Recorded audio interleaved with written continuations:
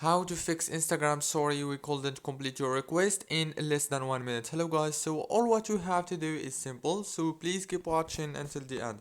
So first thing, go to the settings on your phone and go to the apps manager and go to apps and search for Instagram between the apps here.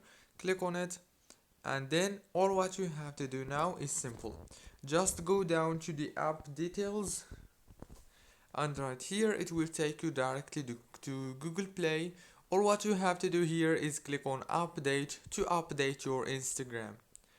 And if you updated it and you have the same problem, then all what you have to do is go to the storage and click on this clear data option, and then go back, click on this force stop here, and then restart your phone and reopen Instagram, and the problem is gonna be solved. Don't forget to like, subscribe. Thank you so much for watching this video until the end.